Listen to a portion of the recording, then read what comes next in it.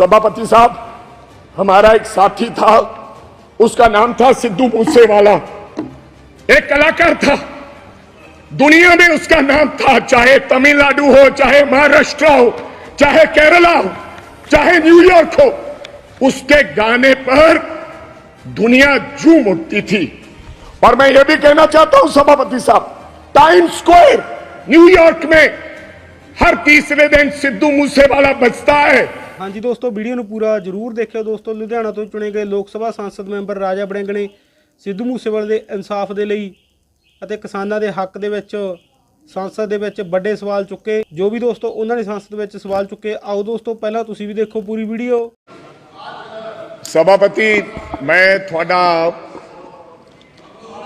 धन्यवाद करना चाहना कि तुसी अज मैनू इस सदन विच राष्ट्रपति दे भाषण ते बोलन दा मौका दिता। भाई अब रूडी साहब, मैं उस धरती तो आना है जिस धरती तो जिहड़ी धरती गुरुआं पीरां पैगंबरां दी धरती है, जवानां दी धरती है ते किसानां दी धरती है। ते मैं अपने भाषण देने तो पहला साहिबे कमाल गुरु गोबिंद सिंह जी महाराज जी का वो जिहड़ा फरमान दे अशिवावर मोहे एहे शुभ कर्म अंते कब हूं ना टरूं हर सो जब जाए लरूं निश्चय करे अपनी जीत करूं। सच्चे पातशाह दा ये फरमान दे नाल मैं अज इस लोक सभा च बोलन लगे। सभापति, मैं आपको बताना चाहता हूं, मैंने कहा कि मैं गुरुओं की धरती और जवानों की धरती और किसानों की धरती से आता हूं। जवानों की बात आज हमारे आदरणीय राहुल गांधी ने की है। हालांकि विपक्ष द्वारा उसको घुमाने का काम किया, लेकिन राहुल गांधी ने एक बात कही कि अग्निवीर को शहीद का दर्जा इस देश में मिलना चाहिए। मैं इसलिए कह रहा हूं सभापति साहब, कभी कभी तो मेरे को लगता है कि पंजाब को यह हिंदुस्तान की सरकार भूल गई है। कभी कभी मेरे को यह भी महसूस होता है कि शायद हम हिंदुस्तान के कहीं किसी नक्शे में हैं या नहीं। जिस प्रकार से हमारे सरकार का हमारे पंजाब के लोगों की तरफ व्यवहार है, ऐसा हमें महसूस होता है। मैं आपको बताना चाहता हूं सभापति साहब, जब हिंदुस्तान के देश के प्रधानमंत्री जब लाल किले पर झंडा लहराते हैं, और मैं गर्व से कह सकता हूं कि उस झंडा लहराने में पंजाब के हजारों नौजवान लोगों ने अपनी शहादत दी है। ये अवसर इसलिए प्राप्त हुआ है सभापति साहब। मैं कहना चाहता हूं सभापति साहब, मैं अपने किसान की बात करना चाहता हूं। पिछले 1.5 साल से सभापति साहब, पंजाब का किसान, देश का किसान, आज बड़ी बड़ी बातें की गई। आदरणीय मंत्री महोदय कहे कि हमने एमएसपी दी है। एमएसपी आपने दी है? 1967 में कांग्रेस की सरकार ने किसान के लिए एमएसपी दिया था। जब देश भूखा मर रहा था, तो पंजाब के लोगों ने, इन किसानों ने, देश के किसानों ने देश के लोगों का पेट भरने का काम किया। आज कोई आसान नहीं कर रहा कि हम उनको एमएसपी दे रहे हैं। किसान लीगल गारंटी मांगता है सभापति साहब, एमएसपी की लीगल गारंटी। आपको मैं बताना चाहता हूं, 700 किसान पंजाब का शहीद हुआ।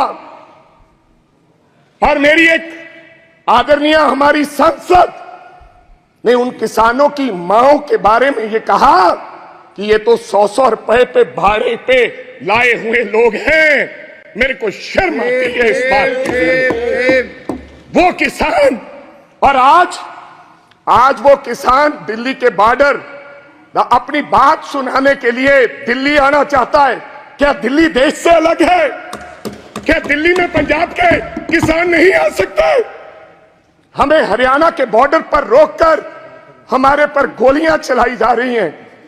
हजारों लोग किसान हमारे वहां पर इंजर्ड हुए और कईयों की मृत्यु हो गई, मौत हो गई है।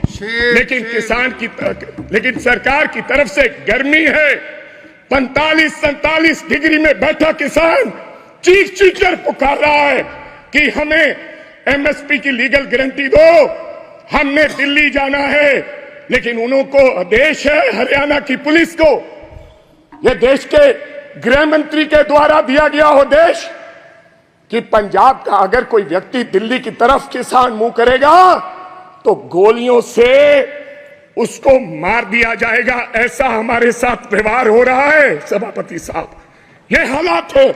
आप कहते हो किसानों को, आपने किसान निधि योजना में आपने बड़ा कोई इनकलाब खड़ा कर दिया।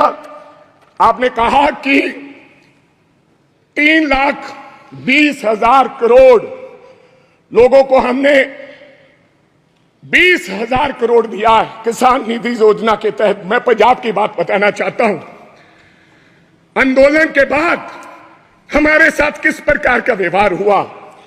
2019-20 में 23 लाख लोगों को किसान निधि योजना का फायदा मिलता था। जब हम आंदोलन किया, सरकार को काले कानून जो 3 बने थे वो सस्पेंड करने पड़े, वापस नहीं लिए। तो इन्होंने कहा कि अब इनकी निधि योजना बंद करो।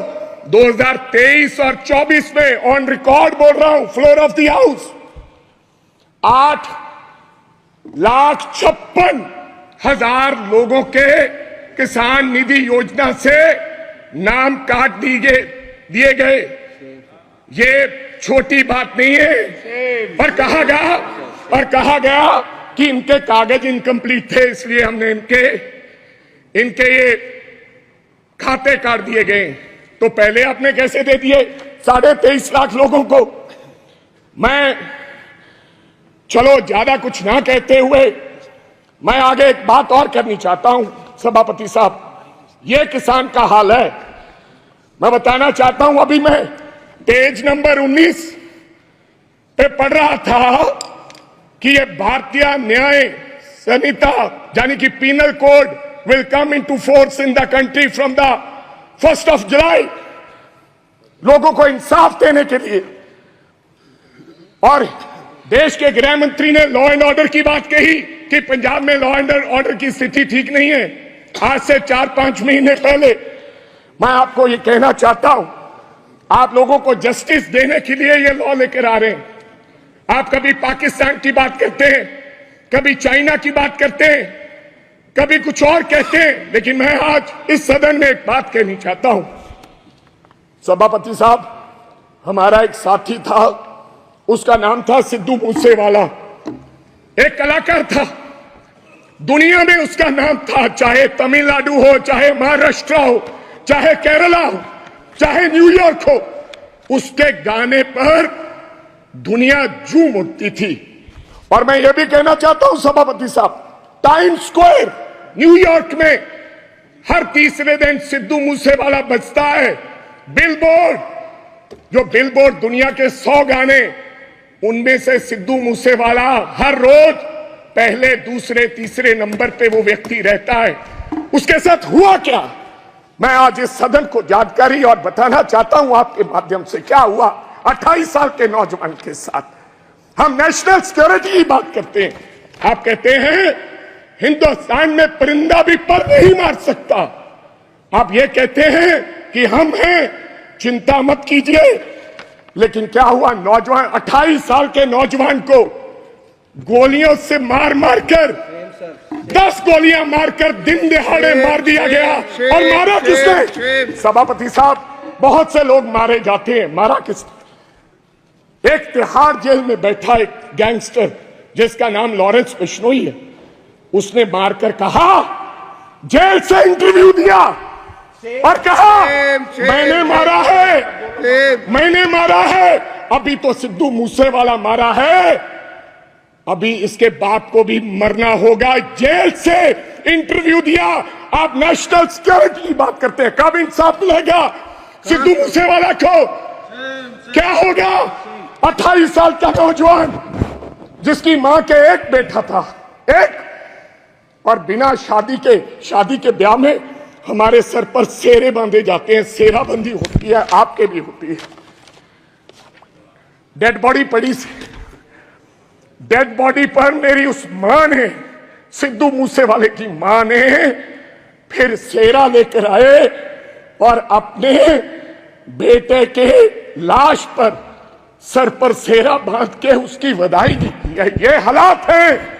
आप देश के गृह मंत्री हैं, इंसाफ दिलाएं और जेलों में बैठे ऐसे गैंगस्टर को आप निकाल के उस परिवार को इंसाफ दें। लास्ट बात सर, 1 मिनट में खत्म करूंगा। आप सभापति साहब, मैं ये इसमें लिखा है पेज नंबर 4, पॉइंट नंबर 5, क्या लिखा है? Now my government is striving to make India the 3rd largest economy in the world. कैसे बनेगा साहब? मैं सब उस शहर से आता हूं, लुधियाना से, जो हिंदुस्तान का कभी कभी ईस्ट मैनचेस्टर कहा जाता है, जिसको आज क्या हालात हो गए इंडस्ट्री के, डाइंग इंडस्ट्री है सर, वहां पर साइकिल इंडस्ट्री है। लोग छोड़ के कारोबार धंधा बंद करके अब चले जा रहे हैं लुधियाना छोड़ के। ये हालात कर दिए। मैं एक छोटी सी उदाहरण देना चाहता हूं।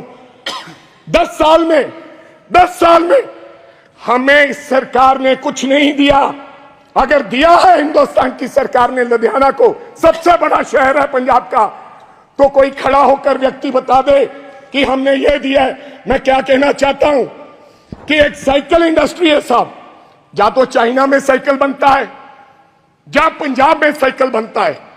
चाइना में साइकिल की प्रोडक्शन क्या है, आप हैरान हो जाओगे। आप मेक इन इंडिया की बात करते हो, 28 से 30 करोड़ एक साल की चाइना प्रोडक्शन करता है, एक साल की 28 से 30 करोड़। लेकिन लुधियाना क्या प्रोडक्शन करता है? 2.5 करोड़। क्यों? वजह क्या है?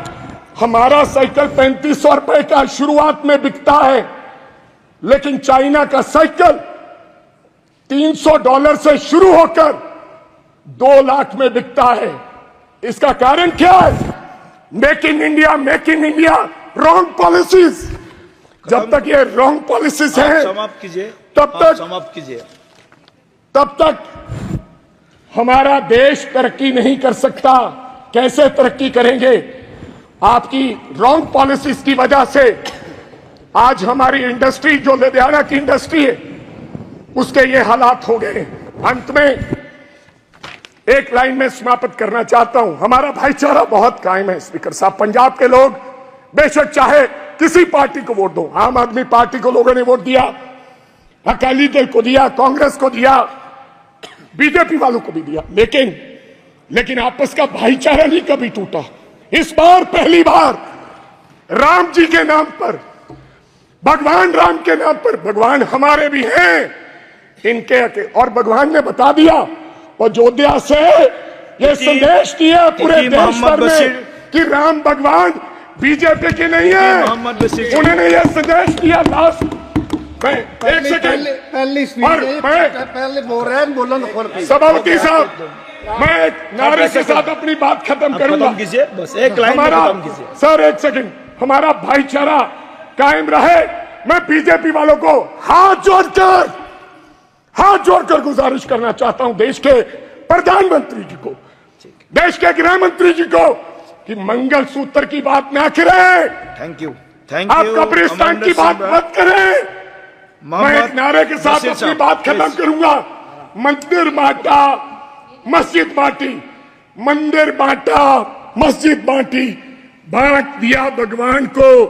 ओ शर्म करो बीजेपी वालों, मत बांटो इस देश के बोले वाले इंसान को, मत बांटो इस देश के बोले वाले इंसान।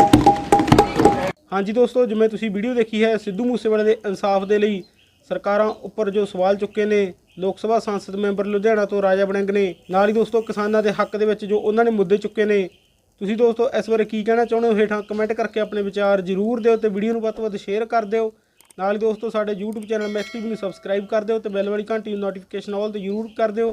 ਤਾਂ ਜਲਦੀ ਮਿਲਾਂਗੇ ਦੋਸਤੋ ਨੈਕਸਟ ਅਪਡੇਟ ਵੀਡੀਓ 'ਚ। ਵੀਡੀਓ ਦੇਖਣ ਲਈ ਸਾਰੇ ਦੋਸਤਾਂ ਦਾ ਬਹੁਤ ਬਹੁਤ ਧੰਨਵਾਦ।